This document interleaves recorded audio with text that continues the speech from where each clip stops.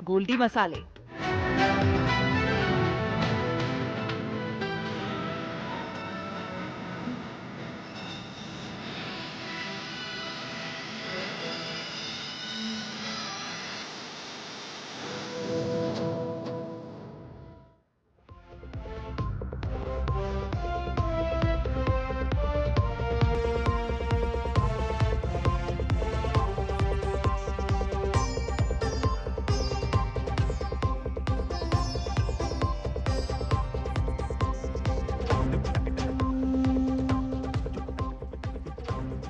नमस्कार, news night में आप सभी का स्वागत है। मैं हूं निखिल सिंह और आज की टॉप स्टोरीज में बंगाल की सियासत का उफान भी है और दक्षिण भारत में चक्रवात का खतरा भी। कोलकाता में एसआईआर के विरोध के नाम पर टीएमसी समर्थकों की गुंडागर्दी, मुख्य चुनाव अधिकारी की गाड़ी पर हमला और सुरक्षा में भारी चूक। एक बार फिर ममता सरकार कटघरे में खड़ी हुई है। सवाल पूछे जा रहे हैं, आपको दिखाएंगे पूरी खबर और इस पर खास मेहमानों के साथ खास चर्चा भी करेंगे।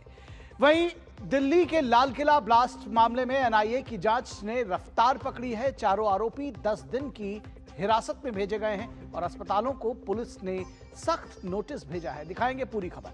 उधर दक्षिण भारत में तूफान तितवाह का खतरा मंडरा रहा है। तमिलनाडु में एनडीआरएफ की तैनाती है, स्कूल कॉलेज बंद हैं, जबकि श्रीलंका में स्थिति बेहद गंभीर है। आपको इस पर सारे अपडेट्स हम न्यूज नाइट में देंगे। और हॉकी के मैदान से सुल्तान अजलान शाह कप के फाइनल में पहुंच गया है भारत और अब रविवार को बेल्जियम से होगी सीधी टक्कर। तो न्यूज नाइट में बढ़ते हैं हेडलाइंस की ओर। एसआईआर के विरोध में हिंसा पर उतरी टीएमसी। प्रदर्शन के दौरान बेकाबू टीएमसी समर्थकों ने मुख्य चुनाव अधिकारी की गाड़ी पर किया हमला। सुरक्षा में हुई चूक पर घेरे में ममता सरकार।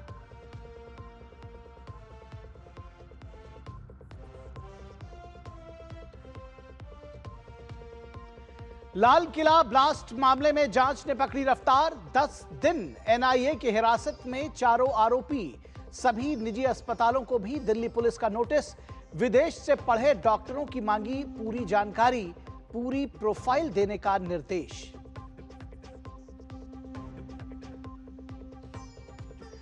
दितवा तूफान के रविवार को दक्षिण भारत के तट पर लैंडफॉल की संभावना। उत्तर तमिलनाडु, पुडुचेरी और दक्षिण आंध्र प्रदेश के तट के बीच होगा लैंडफॉल। लोगों से घरों में रहने और अनावश्यक यात्रा से बचने की अपील। एनडीआरएफ की 14 टीमें तमिलनाडु में अलर्ट मोड पर।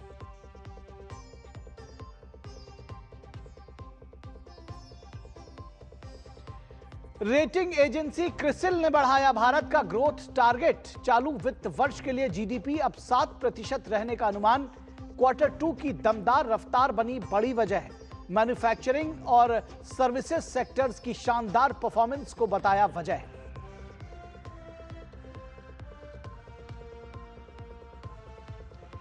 और कनाडा को 14-3 के विशाल अंतर से हराकर भारत ने Sultan Azlan Shah cup hockey के फाइनल में बनाया स्थान। छठे खिताब की तलाश में रविवार को बेल्जियम के खिलाफ उतरेगी मैदान पर।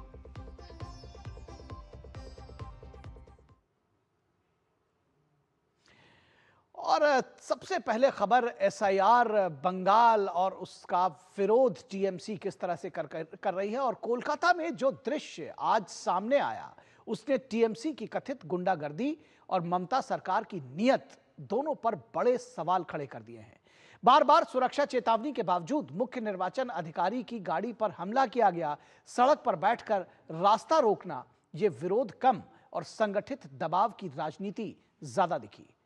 जब चुनाव आयोग एसआईआर की प्रक्रिया को पारदर्शी बनाने में जुटा है, तब बंगाल में हो रही यह अराजकता बताती है कि टीएमसी का विरोध सिर्फ राजनीतिक एजेंडा भर है।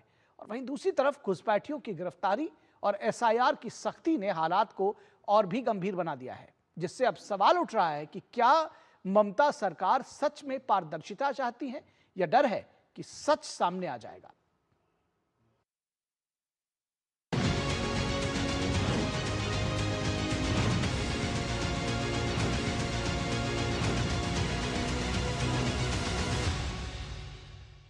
पहले से ही एसआईआर के विरोध में उतरी टीएमसी सरकार के मंसूबों की सच्चाई शनिवार को उस समय सामने आ गई जब अचानक कोलकाता में एसआईआर का विरोध कर रहे टीएमसी समर्थक बेकाबू हो गए। चुनाव आयोग द्वारा बार बार कहने के बाद भी चुनाव अधिकारियों की सुरक्षा में चूक ने एक बार फिर ममता सरकार और प्रशासन की कलई खोलकर रख दी। बार बार आगाह करने के बाद भी कोलकाता पुलिस चुनाव अधिकारियों की सुरक्षा सुनिश्चित करने में नाकाम रही। बेकाबू हो चुके तृणमूल पार्टी के समर्थकों ने मुख्य निर्वाचन अधिकारी मनोज कुमार अग्रवाल की गाड़ी पर हमला कर दिया और सीईओ की गाड़ी को रोकने के लिए वे सड़क पर बैठकर विरोध प्रदर्शन करने लगे और धीरे धीरे पूरा माहौल तनावपूर्ण हो गया। ये जो तस्वीर देख रहे हैं ना, चुनाव आयोग के बाहर 6 दिन पहले भी ये तस्वीर था और 6 दिन बाद 2 चिट्ठी चुनाव आयोग की तरफ से कोलकाता पुलिस और स्टेट पुलिस को दिया गया। उसके बावजूद जब स्पेशल रोल ऑब्जर्वर मीट करने को कलकत्ता आए, कलकत्ता में जो मीट हुआ उसके चलते वही 6 दिन पहले जो तस्वीर था, 6 दिन बाद भी वही तस्वीर देखने को मिला। सवाल ये है कि निर्वाचन सदन बार बार स्टेट एडमिनिस्ट्रेशन को चिट्ठी लिखकर ये तस्वीर जैसे देखने को ना मिले, ऐसा जब सुनिश्चित करने को कह रहे हैं, तभी एक ही चीज बार बार क्यों हो रही है। आपको बता दें कि इससे पहले शुक्रवार को टीएमसी नेता डेरेक ओब्रायन के नेतृत्व में टीएमसी डेलीगेशन ने चुनाव आयोग से मुलाकात की थी, जिसके बाद आयोग ने सिलसिलेवार तरीके से उनके सवालों का जवाब दिया था। इनमें खास तौर पर आयोग ने पश्चिम बंगाल में कोलकाता स्थित मुख्य निर्वाचन अधिकारी ऑफिस में हाल ही में सुरक्षा भंग करने का जिक्र किया था और मामले पर गंभीर रुख दिखाते हुए किसी अन्य सुरक्षित स्थान पर स्थानांतरित किए जाने का निर्देश दिया था। हालांकि एक बार फिर शनिवार को हुआ यह हमला राज्य सरकार की मंशा और कार्यप्रणाली को कटघरे में खड़ा करता है। इस बीच भाजपा नेताओं ने एसआईआर का विरोध करने को लेकर ममता बनर्जी और टीएमसी पर हमला बोला है। देखिए, तृणमूल का एजेंडा साफ है। जो इस पृथ्वी का माया त्याग दिया, ऊपर चले गए, उसको भी वोटर लिस्ट में रखना, बांग्लादेशी मुस्लिम घुसपैठिया रोहिंग्या इनको लेकर चुनाव करना, इन लोगों को लेकर के चुनाव करना ही ममता जी का एजेंडा है। और हमारा एजेंडा है डिटेक्ट, डिलीट एंड डिपोर्ट। 4 तरीके से नाम वोटर लिस्ट में नहीं रहेगा। एक डेड वोटर, एक डबल ट्रिपल एंट्री वोटर, तीसरा फेक वोटर, चौथा बांग्लादेशी मुस्लिम रोहिंग्या घुसपैठिया। जो हिंदू आए हैं वो शरणार्थी है, वो सीएए में अप्लाई करे, उनका सिटीजनशिप मिलेगा, वोटर तालिका में नाम भी रहेगा। और जो बांग्लादेशी मुस्लिम घुसपैठिया है वो भारतीय नागरिक नहीं है, उनका नाम नहीं रहेगा। वहाँ सबसे ज्यादा बोगस वोटर है, वो इसलिए उन लोग विरोध कर रहे हैं। वहाँ सारे बांग्लादेशी ज्यादा है। मैं बात आप बता रहा हूँ, जो जितना डर रहा है, कोई कुछ किया होगा तभी डर रहा, कहाँ डर रही है वो, उनको नहीं, उनको उसको ट्रांसपेरेंसी के साथ करना चाहिए। वहीं दूसरी ओर पश्चिम बंगाल में एसआईआर की दहशत के चलते घुसपैठिए लगातार वापस बांग्लादेश लौट रहे हैं। इस बीच पुलिस ने भागने की कोशिश कर रहे 12 बांग्लादेशी घुसपैठियों को गिरफ्तार कर लिया है। इस्लामपुर थाने की पुलिस ने मुर्शिदाबाद के गोपालपुर गांव में गुप्त सूचना के आधार पर दबिश दी थी, जहां दस्तावेजों की जांच करने पर पता चला कि 12 लोग इस देश के नागरिक नहीं हैं। ये सभी चोरी छिपे इस देश में दाखिल हुए थे। वहीं पश्चिम बंगाल में एसआईआर प्रक्रिया की निगरानी के लिए नियुक्त स्पेशल रोल ऑब्जर्वर ने काम करना शुरू कर दिया है। चुनाव आयोग की ओर से ऑब्जर्वर के पद पर नियुक्त सेवानिवृत्त आईएएस सुब्रत गुप्ता ने नियुक्ति के 24 घंटे बीतने से पहले ही बंगाल में एसआईआर प्रक्रिया के विभिन्न पहलुओं पर बैठक की। इस बैठक में सीईओ मनोज कुमार अग्रवाल भी मौजूद रहे। वहीं पूरे प्रकरण में गुंडागर्दी पर उतरी ममता सरकार का एसआईआर को लेकर विरोध जहां राजनीतिक एजेंडे से भरा नजर आ रहा है, वहीं चुनाव अधिकारियों के दफ्तर और गाड़ियों पर हो रहे हमलों के बाद टीएमसी सरकार की मंशा सवालों के घेरे में है। कोलकाता से प्रसेनजीत बख्शी और सौरभ दत्ता के साथ ब्यूरो रिपोर्ट, डीडी न्यूज। तो पश्चिम बंगाल में एसआईआर पर घमासान छिड़ा हुआ है और यही आज हमारी विशेष चर्चा का विषय है। एसआईआर पर घमासान, अब सड़कों पर कोहराम। एसआईआर पर घमासान, अब सड़कों पर कोहराम, ये आज हमारी विशेष चर्चा का विषय है। एसआईआर पर घमासान, अब सड़कों पर कोहराम। और इस पर बातचीत करने के लिए 3 खास मेहमान हमारे साथ जुड़े हुए हैं, उनसे आपका परिचय करा दें। हमारे साथ माधवी अग्रवाल जो कि बीजेपी की प्रवक्ता है, हमारे साथ जुड़ी हुई हैं। माधवी जी, बहुत स्वागत है आपका। हमारे साथ संजय सरकार जो कि टीएमसी के नेता है, जुड़े हुए हैं। संजय जी, स्वागत है आपका। और प्रकाश चंडालिया जो कि एडिटर हैं, राष्ट्रीय महानगर कोलकाता के वरिष्ठ पत्रकार हैं, वो भी हमारे साथ जुड़े हुए हैं। सबसे पहले मैं संजय जी आपके पास आना चाहूँगा और ये सीधा सवाल कि हिंसा की जो प्रवृत्ति है वो पश्चिम बंगाल के साथ में जैसे राज्य के साथ में चिपकता हुआ जा रहा है, ये जो पूरा एक तरह से पूरा जो मॉडल है, क्योंकि चुनावों के बाद हिंसा, चुनावों के दौरान हिंसा, पंचायत चुनाव हो तो हिंसा, और अब अगर ये जो विरोध प्रदर्शन है उसमें भी हिंसा की ये बानगी की जो चुनाव आयुक्त हैं उनकी भी गाड़ी को न जाने दिया जाए, काम न करने दिया जाए, ये किस तरह की सियासत है? पब्लिक में क्या मैसेज जा रहा है, ये तो आप लोग भी सोच रहे होंगे। देखिए, सबसे पहले बात है यहाँ पर वो जो एजिटेशन कर रहे हैं, ये बीएलओ लोग एजिटेशन कर रहे हैं। क्यों 2 बीएलओ यहाँ पर सुसाइड किया। रिंकू तरफ तो पूरा लिखा है, मेरे मौत के लिए मैं मरना नहीं चाहता हूँ, मेरे मौत के लिए गणेश कुमार भी जिम्मेवार है, एकदम डायरेक्ट लिख दिए हैं। नंबर 2 में बताना चाहता हूँ, अभी रवि किसान, सुवेंदु अधिकारी या समीक भट्टल मिलकर अभी ब्रीफ दिया बांग्लादेश में बांग्लादेशी या रोहिंग्या के बारे में। मैं पूछना चाहता हूँ अभी तक कितना रोहिंग्या पकड़ा गया है और कितना बांग्लादेशी पकड़ा गया, इसको जवाब नहीं दे पाए। 12 बांग्लादेशी आज ही पकड़े गए हैं, आप ही की पुलिस ने पकड़ा है। 12 आज ही पकड़े गए हैं, आपकी पुलिस ने पकड़ा है। सुनिए, हाँ, 3 रोहिंग्या और 78 बांग्लादेशी टोटल पकड़ा गया, मतलब वोट प्रक्रिया जो इसी मामला में। ठीक है, मैं आपको बता रहा हूँ, जहां पर कह रहा था 2.5 करोड़ 3 करोड़ 3 करोड़ 40, अभी आ गया 40-50 लाख में। मैं आपको हकीकत बताने चाहता हूँ। एक्चुअल में क्या है ना, कार्बोलिक एसिड तो डाल दिया गया, लेकिन कार्बोलिक एसिड डालने के बाद में गड्ढा से कालिया भारतीय जनता पार्टी को कंकाल बॉडी निकल, मांस शरीर में नहीं है। क्यों बीएलए दे नहीं पा रहा है, कुछ नहीं कर पा रहा है। इसके अलावा क्या है, उसको मतलब अभी उसको जितना प्रामाणिक में इस लोग सोचे थे कि हम लोग तो बहुत एसआईआर हो जाएगा तो भारतीय जनता पार्टी सब, लेकिन दिखाई दिया कि उल्टा खेला। कैसा हो गया?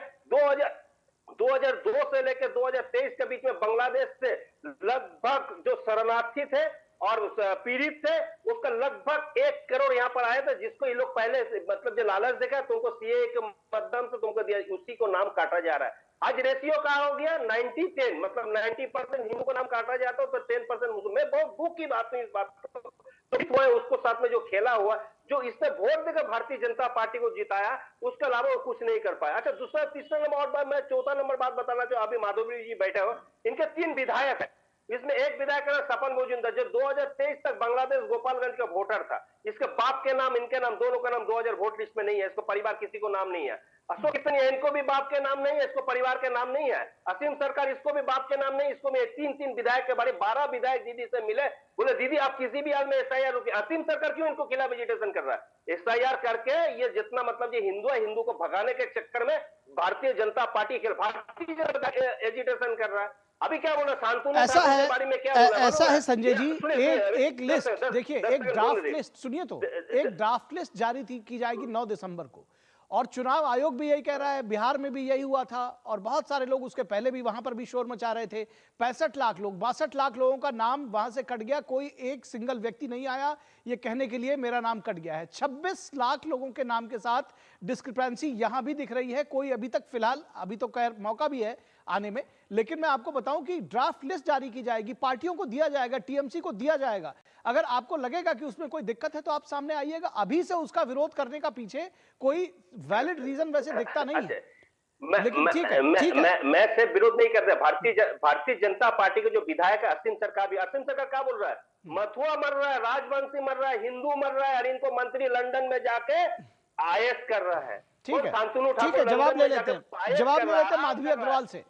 माधवी अग्रवाल ये कह रहे हैं कि ये दरअसल बीजेपी की सियासत है, और इसमें मैं ये भी पूछना चाहूंगा सवाल कि क्या आप इसको लग रहा है कि रणनीतिक रूप से चुनावी हथियार के तौर पर भी बीजेपी इस्तेमाल कर रही है, जिस तरह का ये आरोप लगा रहे हैं? क्या आपको लगता है, या फिर ये एक जो पूरी सरकारी मशीनरी है उसके साथ मिल करके एसआईआर पर एक प्रश्न चिन्ह लगाना चाहते हैं? कैसे देखते हैं इसको? देखिए, एसआईआर जो है वो किसी की नागरिकता को खत्म करने वाला जो है वो काम नहीं है। एसआईआर का मतलब ये है कि जो वोटर लिस्ट है, जहां एक आदमी की दो दो वोट्स हैं या एक आदमी जो कहीं और से ट्रांसफर होकर दूसरे शहर में चला गया, उनके नाम किसी और जगह पर है, उनको एक तरीके से संशोधन करने का जो पूरी प्रक्रिया है वो चलाई जा रही है।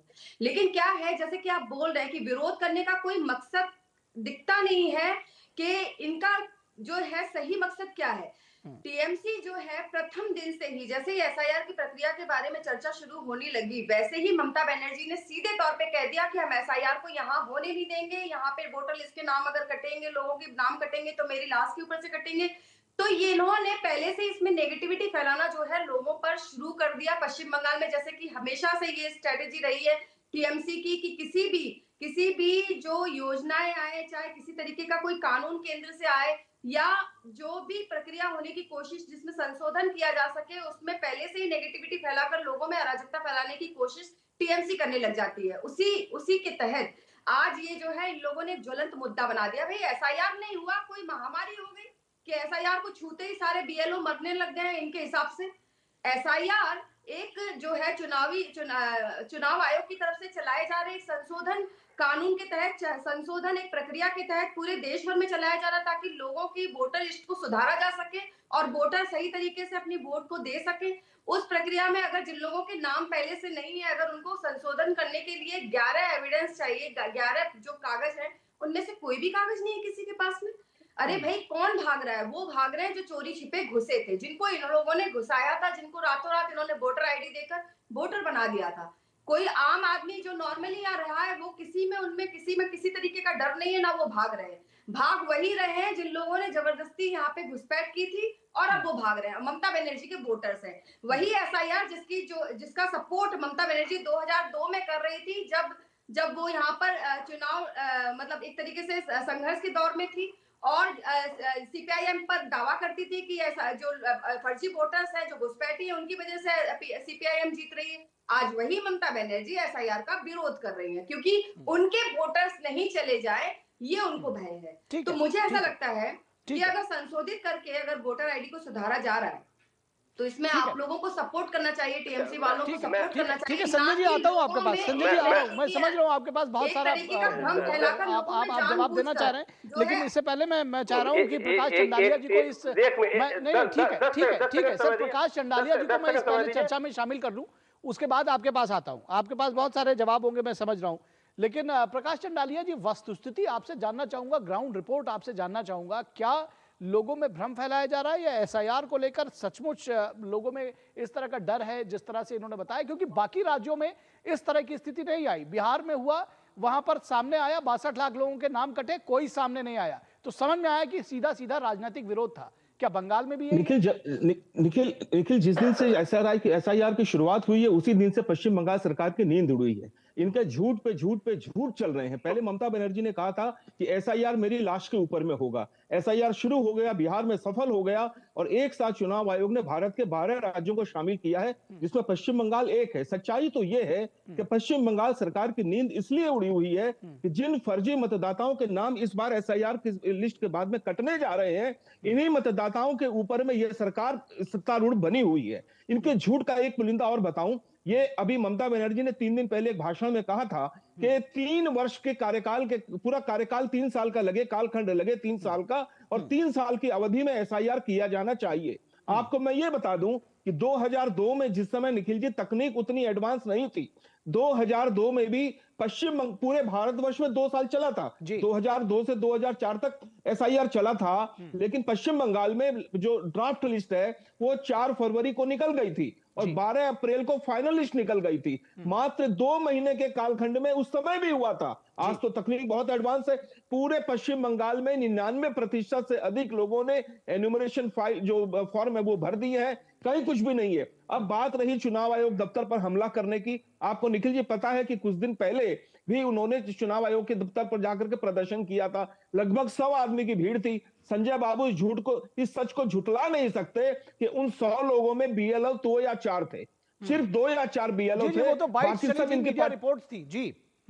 जी बिल्कुल। और बाकी इनके पार्टी के कार्यकर्ता थे, इनके पार्टी के कार्यकर्ताओं को उद्दंडता सिखाने की पूरी पीएचडी हासिल है। ये सारे गुंडागर्दी के साथ में इस चीज को रोकना चाहते हैं। इसको रोकने की कवायद पश्चिम बंगाल में नहीं होने वाली है, ये इन्हें पता चल गया है। और संजय बाबू, आप अभी माधवी जी को संकेत करके कह रहे थे, संजय दा मेरे बड़े अच्छे मित्र हैं, लेकिन इनसे फाइट करके, तर्क की फाइट करके बड़ा मजा आता है। अभी 3 बार इन्होंने बाप बाप बाप करके कहा और माधवी जी को संकेत दिया कि उनकी पार्टी के 3 कार्यकर्ताओं के बाप के नाम नहीं है, बाप के नाम नहीं है, बाप के नाम नहीं है। विधायक 3 विधायक सपन मजूमदार। हाँ संजय जी, आप 3 विधायक कंप्लीट करने दीजिए उनको। 3 विधायक। नहीं, कह रहा हूं कि आपके विधायक। पश्चिम बंगाल सरकार के शिक्षा मंत्री के बाप के मरने के बाद उनका नाम मतदाता सूची में क्यों है?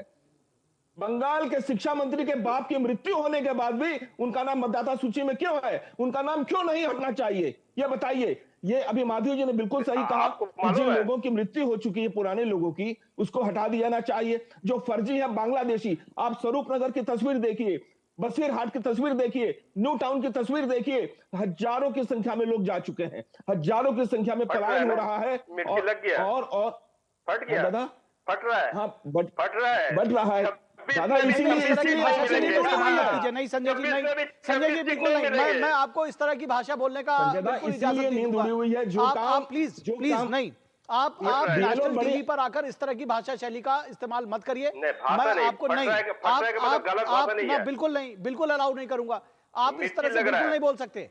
आप ये क्या कहना चाह रहे हैं? आपको जो भी नहीं जो भी है, लेकिन आप इस तरह की भाषा शैली का कम से कम इस्तेमाल मत करिए। हिंदी, बांग्ला, अंग्रेजी, ये सारी बहुत अच्छी भाषाएं हैं और इसमें बहुत सारे ऐसे शब्द हैं जिनके जरिए आप अपना विरोध प्रदर्शन कर सकते हैं। अश्लील और खराब, घटिया भाषा का इस्तेमाल ना करें। मैं आपसे निवेदन कर रहा हूँ, आप नेशनल टीवी पर इस बात को ध्यान रखें। चर्चा अपनी जगह पर है, भाषा शैली नहीं संजय जी, बिल्कुल अलाउ नहीं करूंगा, बिल्कुल अलाउ नहीं करूंगा, बिल्कुल अलाउ नहीं करूंगा। आप अभी शांत हो जाइए, आप अभी शांत हो जाइए, आप अभी शांत हो जाइए, आप अभी शांत हो जाइए। प्रकाश चंडालिया जी अपनी बात कंप्लीट करिए।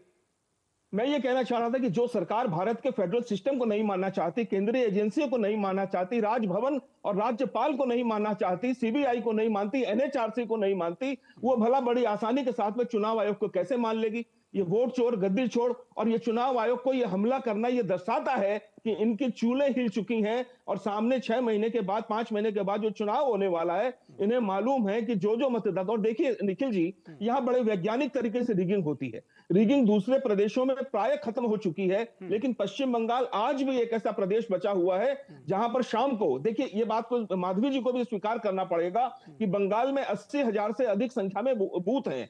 उन सभी बूथों पर इनकी पार्टी के जो बूथ एजेंट होते हैं वो कई बार चुनाव के दिन नहीं उपलब्ध होते। अब इनको पूरा खुला मैदान मिल जाता है और शाम को 4 बजे के बाद जब मतदाताओं की कतार छोटी हो जाती है, ये बिल्कुल फर्जी मतदाता जो मरे हुए वोटर हैं उनके नाम का छटाई करके उनके वोट डालते हैं फर्जी तरीके से। और बांग्लादेशियों को जिन झुग्गियों में बसाया गया, जो भारत सरकार और पश्चिम बंगाल सरकार की योजनाओं का लाभ ले रहे हैं, ऐसे लोगों के वोट दिलवा करके अपने सरकार में ये लोग बने हुए। संजय जी जवाब दीजिए, भाषा पर नियंत्रण रखिएगा लेकिन please.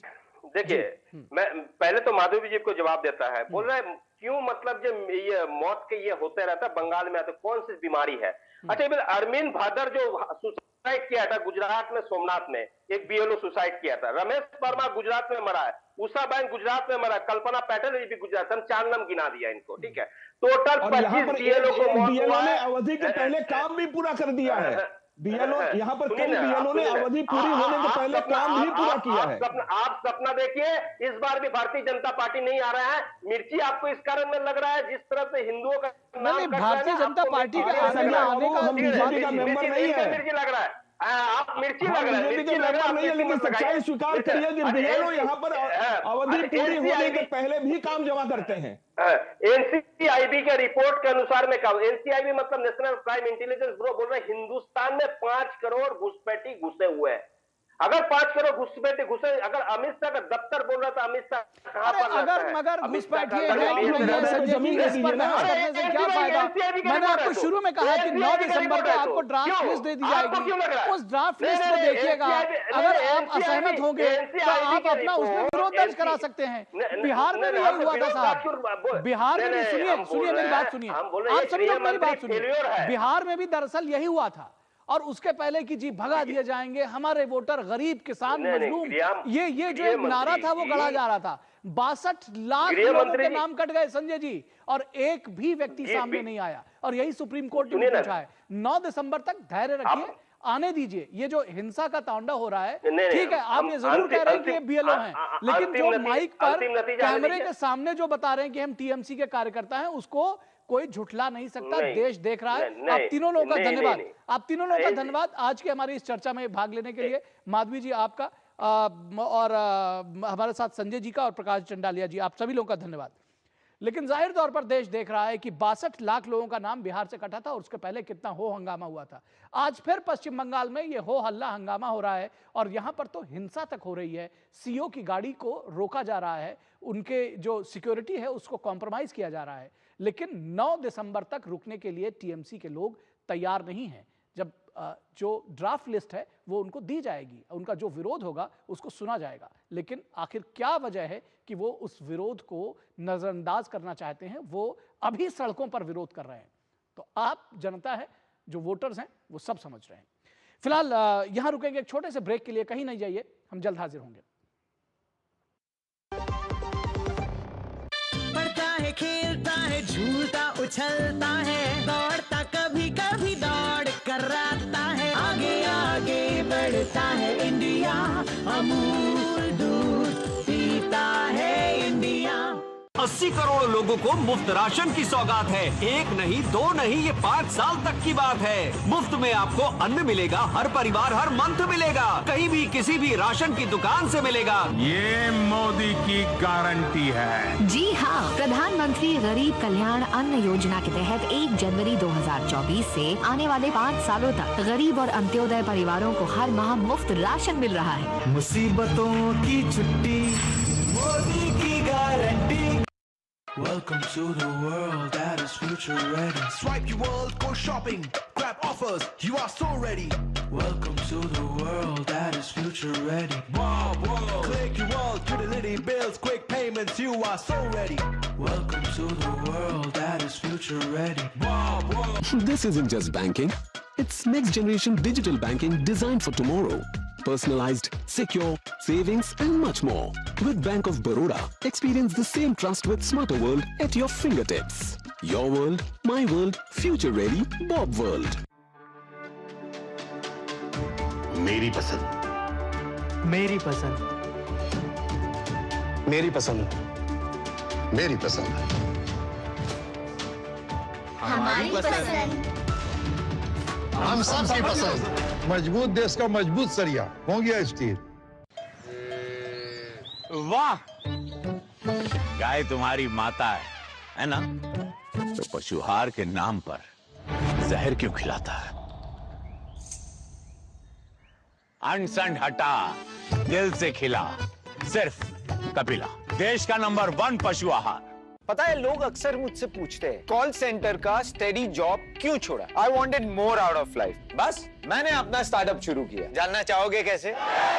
Then start up your own business as an LIC agent. यहाँ सब कुछ है, great products, zero investment, leading organisation and unlimited opportunities. तो क्या आप तैयार हैं? LIC एजेंट बनो, अब बड़ा सोचो। हमारी वेबसाइट पर जाएं या अपनी नजदीकी LIC शाखा से संपर्क करें। गोल्डी छोले मसाले, जहाँ जाएं रिश्ते बनाएं। गोल्डी लाए हैं फ्रेश लॉक टेक्नोलॉजी, जो रखे मसालों को हर समय फ्रेश। ब्रेक के बाद एक बार फिर आप सभी का स्वागत है, और अब बात करेंगे कर्नाटक की सियासत की। कर्नाटक की सत्ता में सब कुछ कुशल क्षेम नहीं है अगर देखा जाए तो। नेतृत्व विवाद के बीच आज सीएम सिद्धारमैया और उप मुख्यमंत्री डिप्टी सीएम DK शिवकुमार की ब्रेकफास्ट डिप्लोमेसी ने भले ही एकजुटता का संदेश देने की कोशिश की हो, लेकिन दरअसल कांग्रेस के भीतर की खींचतान साफ झलक रही है। भाजपा इसे जनता के मुद्दों से ध्यान भटकाने वाली अंदरूनी लड़ाई बता रही है, और बड़ा सवाल यही है कि कर्नाटक की राजनीति में यह सियासी सन्नाटा क्या वास्तव में सुलह है या सिर्फ उस तूफान से पहले की खामोशी है। कर्नाटक में चल रहे नेतृत्व विवाद के बीच शनिवार सुबह सीएम सिद्धारमैया ने डिप्टी सीएम डीके शिव कुमार को अपने आवास पर ब्रेकफास्ट के लिए आमंत्रित किया, जहां दोनों नेताओं ने मौजूदा राजनीतिक हालात पर चर्चा की। फिलहाल सिद्धारमैया और डीके शिव कुमार का दिल्ली दौरा टल गया है और दोनों नेताओं ने साझा प्रेस कॉन्फ्रेंस करके आपसी एकजुटता का दावा किया है। Myself and the President of the KPCC and Deputy Chief Minister Mr. D.K. Shiv Kumar and myself are single. We are you are united.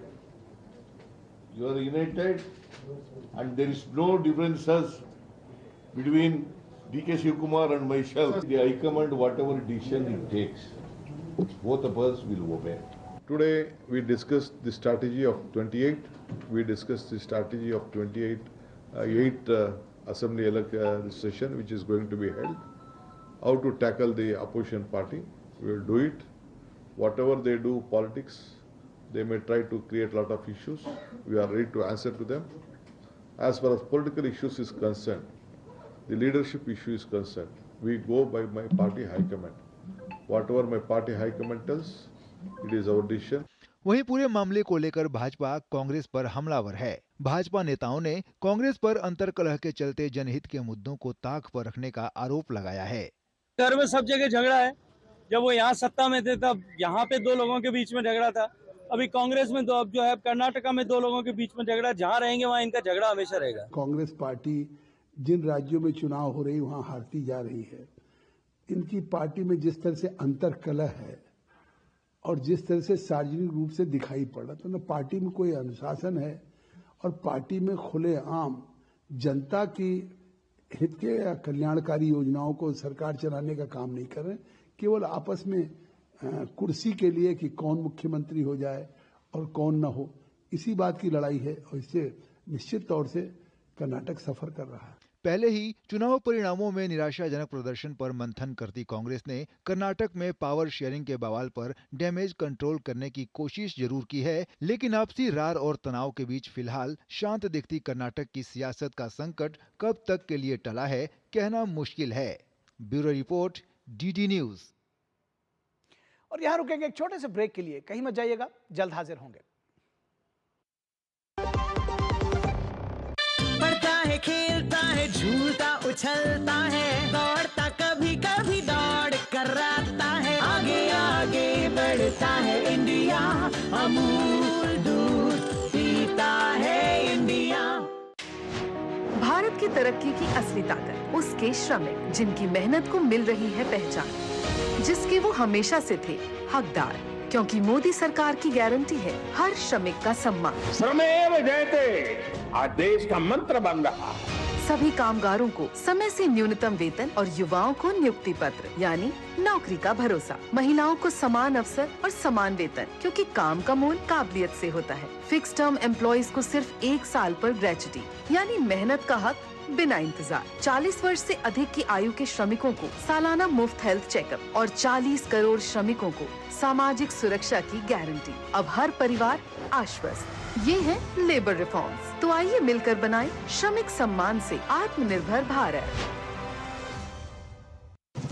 ओ हरि भैया, अरे वाह, खेतों में कौन सी फसल लगाए हो? 12 महीने कमा कर दे ऐसी फसल। क्या? मैंने नया व्यवसाय शुरू किया है। उसके लिए पैसे? इसमें किसी निवेश की जरूरत ही नहीं। अच्छा मुखिया जी। अरे मुखिया जी नमस्ते। अरे हरी, कब आ रहे हो? आप बस चलिए, मैं पहुंचता हूं। अब मैं LIC एजेंट हूं। LIC एजेंट बनो, अब बड़ा सोचो। हमारी वेबसाइट पर जाएं या अपनी नजदीकी LIC शाखा से संपर्क करें। जब धरती चीर कर निकलता है लोहे का पत्थर और मिलता है मोंगिया के जोश से, फिर तपता है, पिघलता है और बनता है फौलाद। अब होता है सरिया सारी खूबियों के साथ। मोंगिया स्टील, मजबूत देश का मजबूत सरिया। इच्छाओं की कोई उम्र नहीं होती, आज हो या कल आंखों में हरदम चमकती, कल भी रहे आज के ठाट, ना हो टेंशन रिटायरमेंट के बाद, हाँ करनी है तैयारी NPS जरूरी है। Welcome to the world that is future ready. Swipe your world, go shopping, grab offers, you are so ready. Welcome to the world that is future ready. Wow, wow. Click your world, utility bills, quick payments, you are so ready. Welcome to the world that is future ready. Wow, wow. This isn't just banking. It's next generation digital banking designed for tomorrow. Personalized, secure, savings and much more. With Bank of Baroda, experience the same trust with smarter world at your fingertips. Your world, my world, future ready, Bob World.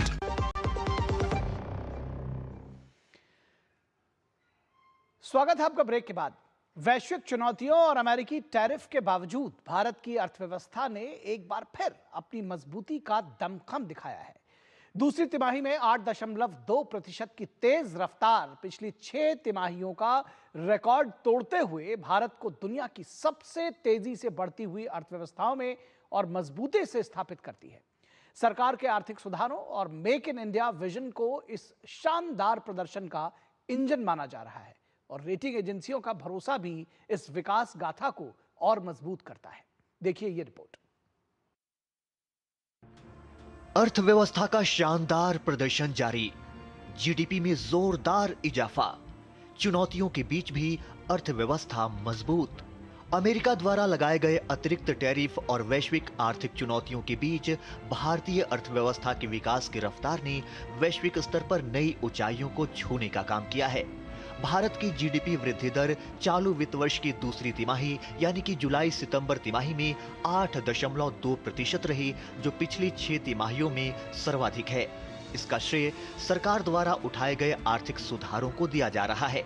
इस उपलब्धि पर केंद्रीय मंत्री अश्विनी वैष्णव ने खुशी जताई है। अश्विनी वैष्णव ने सोशल मीडिया हैंडल पर एक पोस्ट के जरिए बताया कि यह प्रधानमंत्री नरेंद्र मोदी का मेक इन इंडिया विजन इसका प्रमुख आर्थिक चालक है। तो वहीं पीयूष गोयल ने कहा कि आईएमएफ, विश्व बैंक जैसी बड़ी संस्थाओं को लगता था कि भारत कमजोर होगा, भारत की अर्थव्यवस्था धीमी गति से बढ़ेगी, लेकिन उन सबको गलत साबित करते हुए प्रधानमंत्री मोदी की नीतियों के कारण आज देश तेज गति से आगे बढ़ रहा है। 2047 तक इस अमृत काल में हमें भारत को एक समृद्ध, एक विकसित देश बनाना है और उसके प्रधानमंत्री मोदी जी के अलग अलग जो उठाए हुए कदम है उसका हम सब अनुभूति कर रहे हैं। 8.2 ग्रोथ रेट जीडीपी तो दुनिया के लिए एक मिसाल कायम किया भारत ने। मोदी जी के नेतृत्व में इतना शानदार जीडीपी अचीवमेंट जो मिला है वो हमारे देश के लिए तो अच्छा है। और भारतीय अर्थव्यवस्था के शानदार प्रदर्शन को लेकर देश भर में उत्साह का माहौल है। It is not only limited to talks. They are working on that and ensuring that the market stabilize and the government grows. GDP की जो ग्रोथ है वह संदेश देती है कि दुनिया की कोई भी ताकत भारत को आगे बढ़ने से नहीं रोक सकती है। उनकी योजनाएं और उनके प्रति जो भावना और देश का विश्वास है आज पिछली तिमाही से ज़्यादा आज बताते हैं कि जो हमारी इस तिमाही में 8.2 की जो है ग्रोथ है जो कि बहुत महत्वपूर्ण है, देश की प्रगति में बहुत ही महत्वपूर्ण रोल अदा करेगी। देश के प्रधानमंत्री ने सचमुच आज जो 8% का ग्रोथ इस क्वार्टर में दिखा है भारत का, जो अपने आप में एक प्रत्यक्ष रूप से दर्शाता है कि भारत विकसित हो रहा है, प्रधानमंत्री के उस दूरदर्शिता को दर्शाता है। दुनिया की कई रेटिंग एजेंसियां भारतीय अर्थव्यवस्था पर भरोसा जताती रही हैं। रेटिंग एजेंसी मूडीज रेटिंग्स के बाद अब रेटिंग एजेंसी क्रिसिल ने चालू वित्त वर्ष के लिए देश की जीडीपी वृद्धि का अनुमान 6.5% से बढ़ाकर 7% कर दिया है। ये फैसला पहली छमाही में अपेक्षा से ज्यादा 8% वृद्धि के बाद लिया गया है। Bureau report, DD news. और यहाँ रुकेंगे एक और छोटे से ब्रेक के लिए, कहीं मत जाइएगा, जल्द हाजिर होंगे। खेलता है, झूलता उछलता है, दौड़ता कभी कभी दौड़ कर आता है, आगे आगे बढ़ता है इंडिया, अमूल दूध पीता है इंडिया। भारत की तरक्की की असली ताकत उसके श्रमिक, जिनकी मेहनत को मिल रही है पहचान, जिसके वो हमेशा से थे हकदार, क्योंकि मोदी सरकार की गारंटी है हर श्रमिक का सम्मान। श्रमेव जयते आज देश का मंत्र बन रहा है। सभी कामगारों को समय से न्यूनतम वेतन और युवाओं को नियुक्ति पत्र यानी नौकरी का भरोसा। महिलाओं को समान अवसर और समान वेतन, क्योंकि काम का मोल काबिलियत से होता है। फिक्स टर्म एम्प्लॉइज को सिर्फ 1 साल पर ग्रेच्युटी यानी मेहनत का हक बिना इंतजार। 40 वर्ष से अधिक की आयु के श्रमिकों को सालाना मुफ्त हेल्थ चेकअप और 40 करोड़ श्रमिकों को सामाजिक सुरक्षा की गारंटी। अब हर परिवार आश्वस्त। ये है लेबर रिफॉर्म्स। तो आइए मिलकर बनाएं श्रमिक सम्मान से आत्मनिर्भर भारत।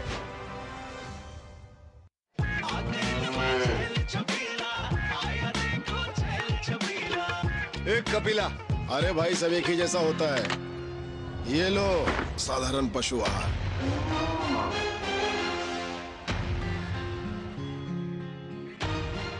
इस देश की हर माँ, बच्चे, बूढ़े, जवान, खिलाड़ी, डॉक्टर, इंजीनियर, सबको गाय भैंस की दूध की शक्ति पर भरोसा है। पर जब इन पशुओं को कपिला पशु आहार मिलेगा, तभी तो दूध सिर्फ ज्यादा ही नहीं, शक्ति से भरपूर भी होगा। और ये सच जानते हुए चंद पैसों के लिए तुम देश का भरोसा तोड़ दो। कपिला पशु आहार, देश का नंबर 1 पशु आहार। मेरी पसंद, मेरी पसंद, मेरी पसंद, मेरी पसंद, हमारी पसंद, हम सबकी पसंद। मजबूत देश का मजबूत सरिया हो गया steel. Welcome to the world that is future ready. Wow, wow. Tap your world, secure money transfers anytime. You are so ready. Welcome to the world that is future ready. Wow, wow. Rock your world, investments, insurance and travel booking. You are so ready. Welcome to the world that is future ready. Wow, wow. This isn't just banking, it's next generation digital banking designed for tomorrow. Personalized, secure, savings and much more. With Bank of Baroda, experience the same trust with smarter world at your fingertips. Your world, my world, future ready, Bob World. Break के बाद एक बार फिर आप सभी का स्वागत है। और भारत की आंतरिक सुरक्षा परिदृश्य में एक लंबा और जटिल अध्याय रहा है नक्सलवाद का। वर्ष 2009 में तत्कालीन प्रधानमंत्री डॉक्टर मनमोहन सिंह ने इसे देश की सबसे बड़ी आंतरिक सुरक्षा चुनौती बताया था। लेकिन इसी अवधि में 2004 से 2014 के दौरान कई ऐसे निर्णय सामने आए जिन्होंने सुरक्षा एजेंसियों के कामकाज और उनकी रणनीति को गहरे स्तर तक प्रभावित किया। आज हम आपको दिखा रहे हैं नक्सलवाद पर कांग्रेस के रुख, राजनीतिक वैचारिक हस्तक्षेपों और मौजूदा समय में नक्सलवाद और नक्सल मुक्त भारत की उपलब्धियों की एक व्यापक पड़ताल। सोनिया गांधी की अध्यक्षता में चलने वाली नेशनल एडवाइजरी काउंसिल (NEC) को उस समय एक समानांतर शक्ति केंद्र माना गया। आरोप ये रहे कि NEC ने कई बार प्रधानमंत्री कार्यालय और गृह मंत्रालय के निर्णयों को दरकिनार कर नक्सलवाद को महज सामाजिक आर्थिक समस्या का रूप देने पर जोर दिया, जबकि जमीनी हकीकत इसे एक सशस्त्र विद्रोह के रूप में चिन्हित करती रही। इसी दौरान योजना आयोग की स्वास्थ्य समिति में डॉक्टर विनायक सेन की नियुक्ति, NEC सदस्यों अरुणा रॉय और हर्ष मंदर द्वारा सलवा जुडोम और सुरक्षा अभियानों पर लगातार आपत्तियां और कई विवादास्पद व्यक्तियों के पक्ष में राजनीतिक बयानबाजी, इन सब ने सुरक्षा बलों की रणनीति को कमजोर किया। Institutional mechanisms to ensure the safety and security of women and children, particularly in the urban context. P Chidambaram का वो बयान भी ध्यान देने योग्य रहा जब 2010 में ताड़मेटला नरसंहार में 76 CRPF जवानों की शहादत के तुरंत बाद उन्होंने माओवादियों से बिना हथियार छोड़े बातचीत की अपील की। 2013 के दंतेवाड़ा हमले के बाद उन्होंने नक्सलियों से सिर्फ 72 घंटे हिंसा रोकने की गुजारिश की, जिसने सुरक्षा एजेंसियों की गंभीर चिंता बढ़ाई। सलवा जुडुम, जो 2005 में कांग्रेस नेता महेंद्र कर्मा की पहल पर शुरू हुआ था, 2011 में सुप्रीम कोर्ट द्वारा बंद कर दिया गया। बाद में 2013 में माओवादी हमले में महेंद्र कर्मा सहित 30 से अधिक कांग्रेस नेताओं की हत्या ने इस बहस को और तीखा कर दिया। इसी अवधि में कई ऐसे नाम वरवरा राव, वर्णन गोंसाल्विस, अरुण फरेरा, गौतम नवलखा और सुधा भारद्वाज, जो नक्सल मामलों में आरोपित या गिरफ्तार रहे, उनके समर्थन में भी कांग्रेस नेताओं के वक्तव्य सुर्खियों में रहे।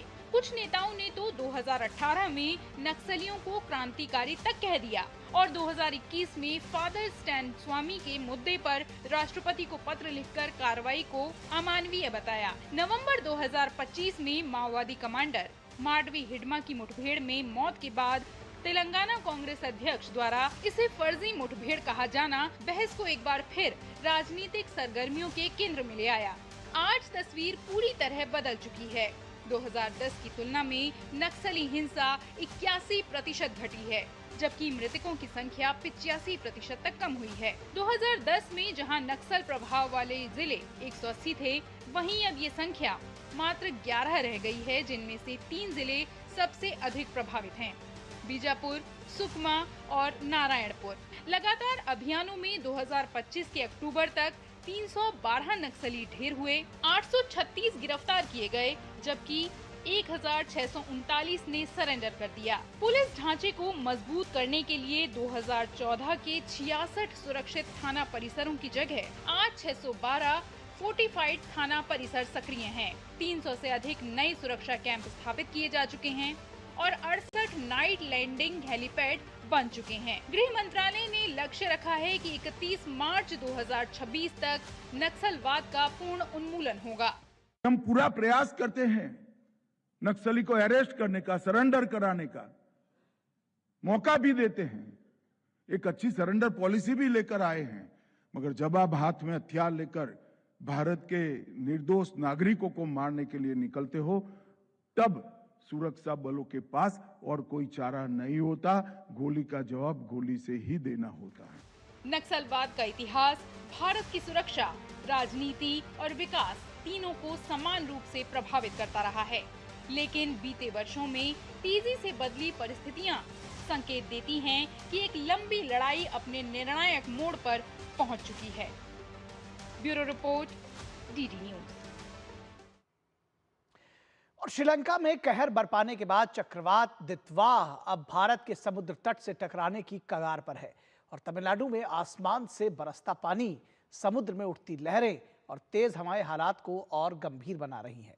स्कूल कॉलेज बंद है, बंदरगाहों पर साइक्लोन अलर्ट जारी कर दिया गया है और एनडीआरएफ की तैनाती स्थितियों को नियंत्रित करने का भरोसा दिलाती है। दक्षिण भारत पूरी तरह से सतर्क मोड पर है। देखिए ये रिपोर्ट।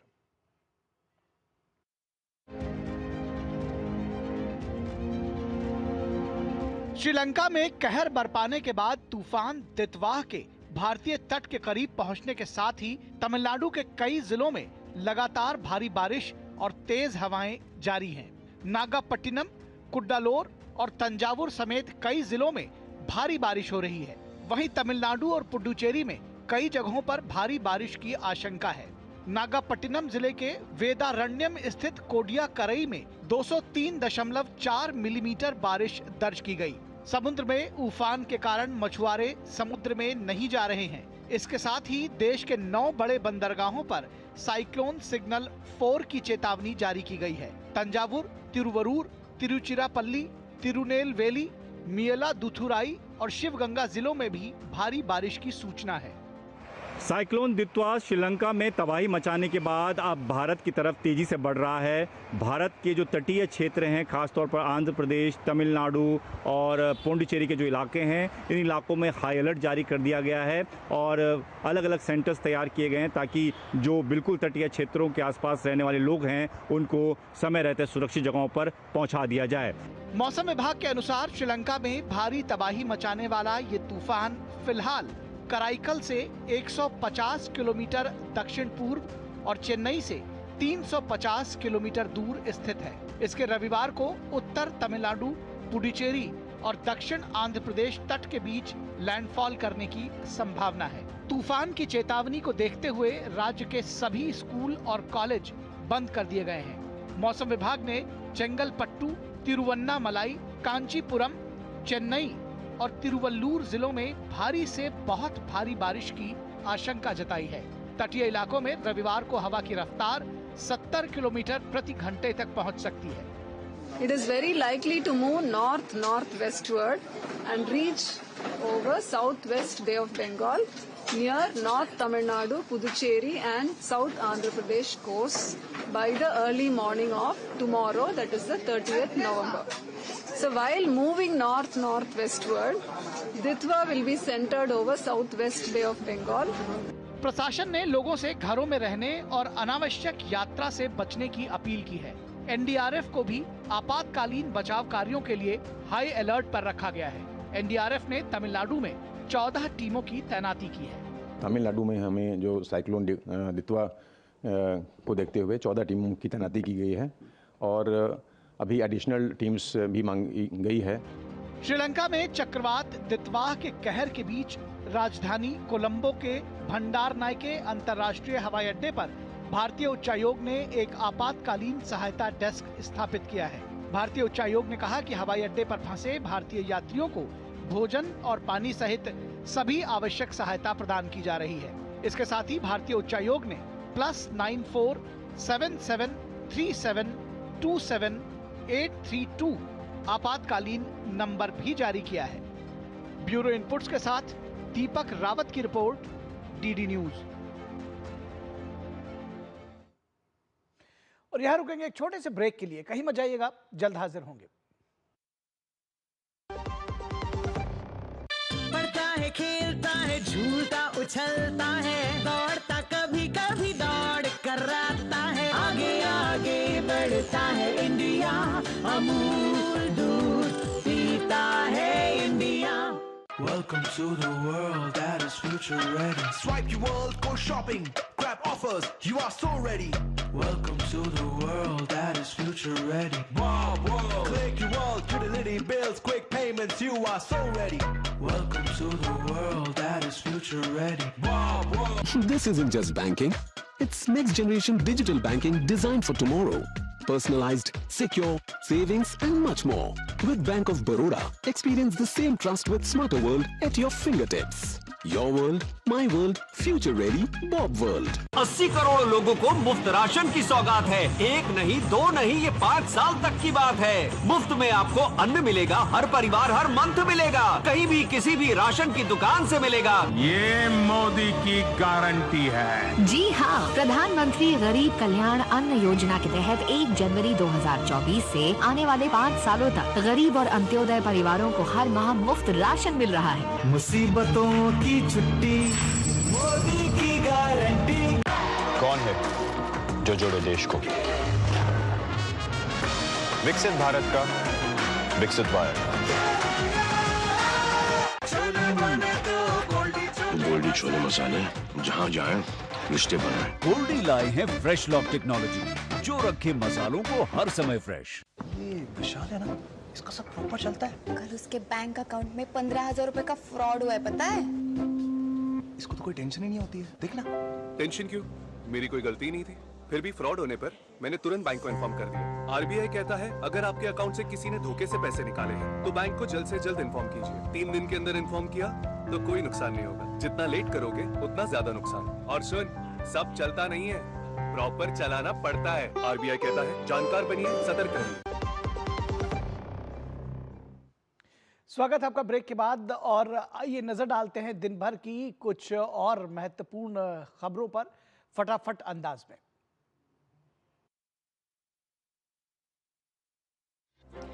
आगामी शीतकालीन सत्र से पहले सरकार ने रविवार को सर्वदलीय बैठक बुलाई है। शीतकालीन सत्र 1 दिसंबर से 19 दिसंबर तक चलेगा।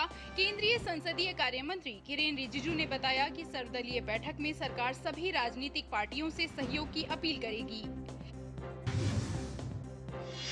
रेल मंत्री अश्विनी वैष्णव ने जैसलमेर से दिल्ली के शकूर बस्ती के लिए एक नई ट्रेन को हरी झंडी दिखाकर रवाना किया। केंद्रीय मंत्री ने बताया कि ये ट्रेन जैसलमेर को दिल्ली, जयपुर और जोधपुर से जोड़ेगी। उन्होंने बताया कि 1 दिसंबर से इस ट्रेन का नियमित वाणिज्यिक संचालन भी शुरू हो जाएगा। दिल्ली की एक अदालत ने लाल किला के निकट चलती कार में हुए विस्फोट मामले में आरोपी doctor Muzammil Ganai, doctor Adeel Rather, doctor Shaheen Saeed और इरफान वागई को 10 दिन की न्यायिक हिरासत में भेज दिया है। दिल्ली ब्लास्ट मामले में जांच के तहत दिल्ली पुलिस ने बड़ी कार्रवाई करते हुए सभी निजी अस्पतालों को नोटिस जारी किया है। पुलिस ने उन डॉक्टरों की जानकारी मांगी है जो पाकिस्तान, बांग्लादेश, यूएई और चीन से MBBS की डिग्री लेकर दिल्ली के निजी अस्पतालों में प्रैक्टिस कर रहे हैं। राष्ट्रीय जांच एजेंसी की विशेष अदालत ने लखनऊ अलकायदा आतंकी साजिश मामले में 2 और आरोपियों को दोषी ठहराते हुए 20 महीने की सजा सुनाई है। मोहम्मद मुस्तकीम और शकील पर आतंकी गतिविधियों में शामिल होने का आरोप था। केंद्रीय वाणिज्य मंत्री पीयूष गोयल सरदार वल्लभ भाई पटेल की 150वीं जयंती के उपलक्ष्य में गुजरात में आयोजित राष्ट्रीय पदयात्रा में शामिल हुए। इस अवसर पर उन्होंने कहा कि ये पदयात्रा हमारे पूर्वजों को याद करने और उन्हें श्रद्धांजलि देने का प्रतीक है। इसमें हर धर्म और समुदाय के लोग शामिल हैं। बिहार सरकार के मंत्री दिलीप जायसवाल ने 1 दिसंबर से शुरू हो रहे विधानसभा के सत्र पर कहा कि इसमें सभी नवनिर्वाचित विधायक शपथ लेंगे। इसके बाद विधानसभा अध्यक्ष का चुनाव होगा। उन्होंने कहा कि सरकार की 2 प्राथमिकताएं हैं, कानून का राज और युवाओं को रोजगार। वाराणसी में काशी तमिल संगमम का 4था सत्र होने जा रहा है, जिसकी मेजबानी संयुक्त रूप से काशी हिंदू विश्वविद्यालय और IIT BHU कर रहे हैं। काशी हिंदू विश्वविद्यालय के कुलपति और IIT BHU के निदेशक ने बताया कि इस बार काशी तमिल संगमम में 3 विशेष कार्यक्रम जोड़े गए हैं। प्रसार भारती ने डीडी फ्री डिश पर क्षेत्रीय भाषाओं की मौजूदगी बढ़ाने के लिए एक नई पायलट योजना शुरू की है। इसके तहत सूचना एवं प्रसारण मंत्रालय से अनुमति और लाइसेंस प्राप्त हिंदी और उर्दू को छोड़कर अनुसूची 8 की लोकप्रिय क्षेत्रीय भाषाओं के चैनलों को एक बड़ा अवसर दिया गया है। भारत और एशियाई विकास बैंक ने 4 राज्यों में विकास परियोजनाओं के लिए $800 मिलियन से अधिक मूल्य के 3 ऋणों के समझौतों पर हस्ताक्षर किया है। ये लोन महाराष्ट्र, मध्य प्रदेश, गुजरात और असम में विकास की गति तेज करने के लिए दिए गए हैं।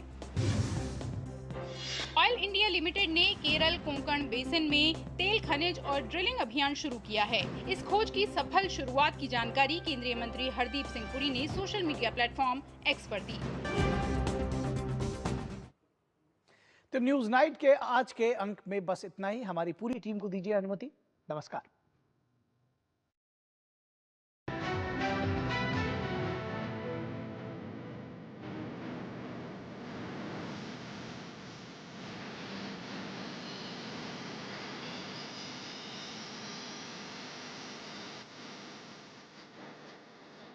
न्यूज नाइट के प्रायोजक थे LIC, हर पल आपके साथ। गोल्डी मसाले लाए हैं फ्रेश लॉक टेक्नोलॉजी जो रखे मसालों को हर समय फ्रेश। गोल्डी मसाले।